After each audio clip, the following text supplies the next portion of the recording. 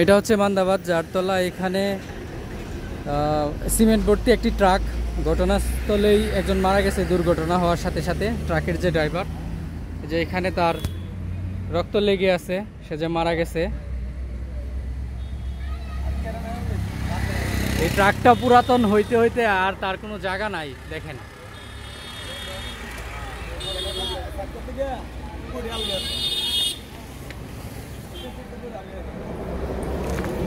দেখেন কি অবস্থা, জং ধরে গেছে। এই ট্রাকটা কিভাবে এত এত মাল লোড একটা গাড়ি নিয়ে কিভাবে এই হাইওয়ে রোডে নামলো। এই যে দেখেন কি পরিমাণ জং ধরছে, এগুলো সব ভেঙে যাচ্ছে। দেখেন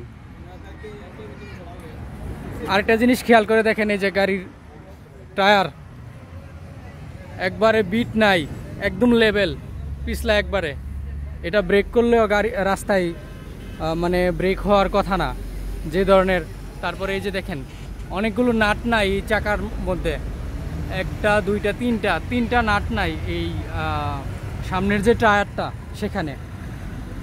এবং এখানে ভিতরে দেখেন আরেকটা জিনিস দেখাই, এই যে দেখেন একদম ভেঙে গেছে। ভিতরে সব একদম পুরাতন, গাড়ির ভিতরে যে অবস্থা। এই গাড়িটা কিভাবে রুট পারমিট পাইলো, এই যে দেখেন এদিক দিয়ে কি অবস্থা।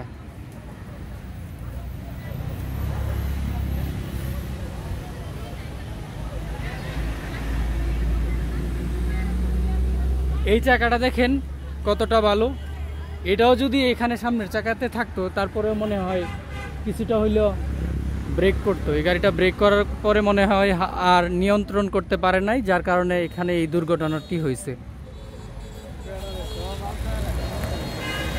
হ্যাঁ গাড়ি আর এটা নিয়ে কি করবো।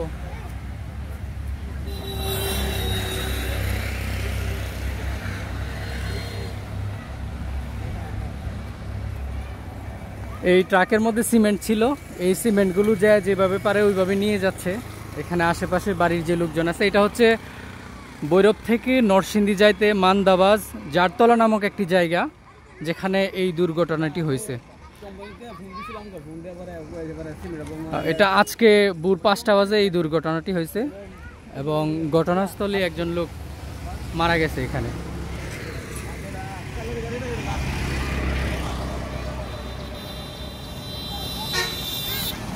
এই এক্স্যাক্টলি কতজন মারা গেছে বলতে পারেন?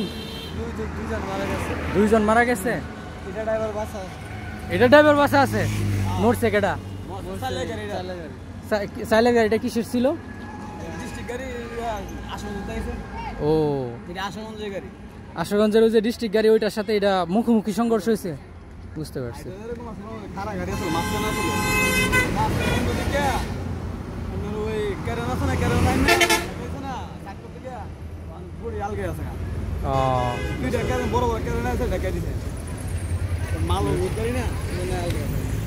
তো দর্শক সবাই ভালো থাকুন, সুস্থ থাকুন, নিরাপদে থাকুন। ভিডিওটি এখানে শেষ করতেছি। আসসালামু আলাইকুম।